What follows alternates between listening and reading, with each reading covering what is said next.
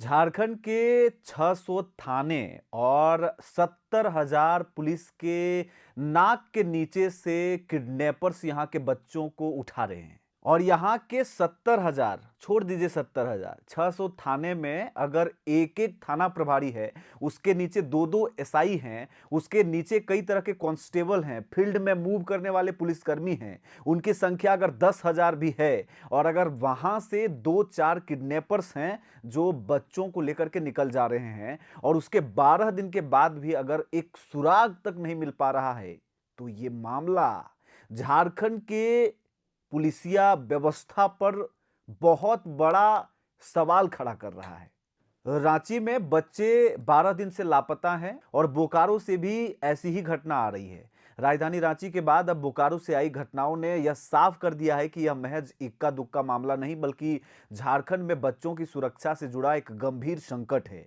एक ही पैटर्न, एक ही लापरवाही और हर बार वही पुलिसिया जवाब।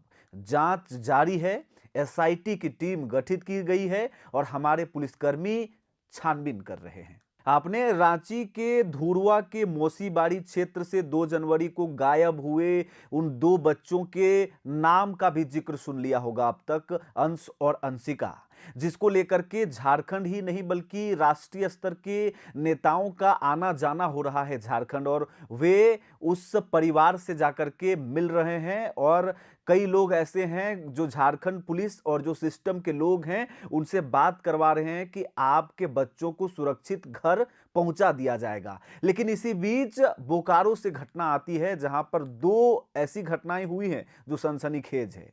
कोचिंग या स्कूल जा रही बच्चियों को बहला फुसलाकर अगवा करने की कोशिश की गई है बोकारो में।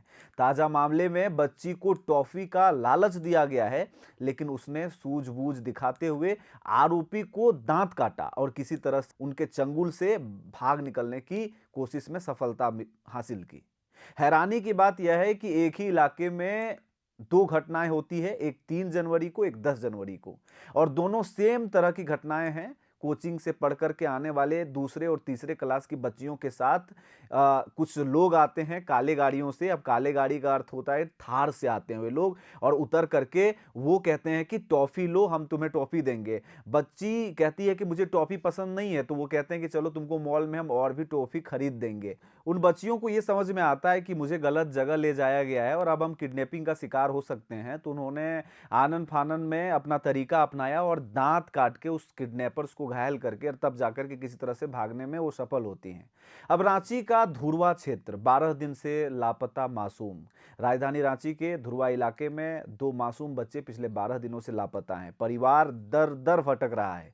मोहल्ले में आक्रोश है, लेकिन पुलिस के हाथ अब तक खाली हैं। ना कोई ठोस सुराग, ना कोई स्पष्ट कार्रवाई। यह मामला सिर्फ गुमशुदगी नहीं बल्कि पुलिस की कार्यप्रणाली पर सीधा सवाल बन चुका है। इन घटनाओं में एक बात समान है, पुलिस की देरी और ढिलाई। शिकायत के बाद एफआईआर में देर, शुरुआती घंटों में सख्त कार्रवाई का अभाव और हर बार सूत्रों के आधार पर जांच का रटा रटाया बयान। जब अपराधी बेखौफ होकर वारदात को अंजाम दे रहे हैं और बच्चे खुद अपनी जान बचाने को मजबूर हों, तो यह पुलिस की नाकामी नहीं तो और क्या है। अब चलिए झारखंड के जो पुलिस व्यवस्था है उस पर एक नजर डाल लेते हैं। 600 से ज्यादा थाने, हजारों पुलिसकर्मी, फिर भी असुरक्षा का ये नदारद आधिकारिक ढांचे। इसके मुताबिक आप इस बात को समझने की कोशिश करिए कि पुलिस बल की संख्या करीब 70,000 के आसपास है। औसतन हर थाने में एक थानेदार है, एसएचओ, और 2 से 3 सब इंस्पेक्टर की संख्या है। इनकी जिम्मेदारी एफआईआर दर्ज करना होता है, अपराध की जांच करना होता है, गश्त, कानून व्यवस्था बनाए रखना और नागरिकों का सुरक्षा करना, और उनमें से खासकर बच्चों की सुरक्षा करना है। अब सवाल यह है कि जब इतनी बड़ी व्यवस्था मौजूद है तो फिर अपराधी क्यों नहीं पकड़े जा रहे हैं।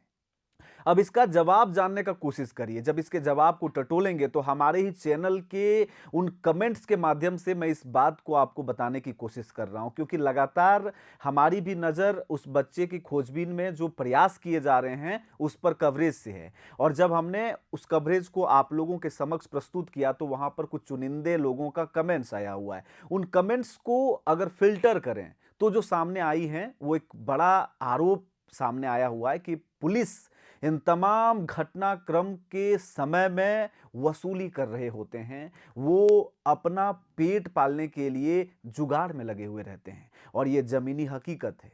और अगर ये हकीकत है तो ये संकेत दे रही है कि कई थानों की प्राथमिकता अपराध रोकना नहीं बल्कि औपचारिकता निभाना बन गई है।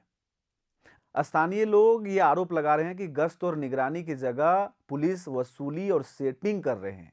यही कारण है कि किडनैपर ग्रुप सक्रिय है और आम नागरिक डरे हुए हैं। अब सवाल सीधा है कि मासूमों की सुरक्षा कौन करेगा?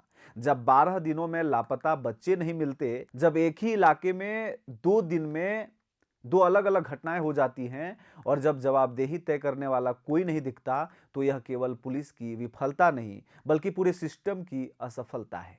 झारखंड में आज सबसे बड़ा सवाल यही है कि क्या खाकी की जिम्मेदारी कागजों तक सिमट गई है और मासूमों की सुरक्षा भगवान भरोसे छोड़ दी गई है? अब आप ही तय करिए और आप ही कमेंट करके बताइए कि ये जो घटनाएं हो रही हैं, कुछ घटनाएं जो बोकारो से, रांची से और पहले की भी इस तरह की घटनाएं हैं जिस पर अब तक कोई शानदार सफलता पुलिस को नहीं मिली है, ये क्या साबित करते हैं? तो आप तय करिए और आप अपनी राय साझा करिए। मेरा नाम है रवि भास्कर और देखते रहिए ओंकार झारखंड। जोहार।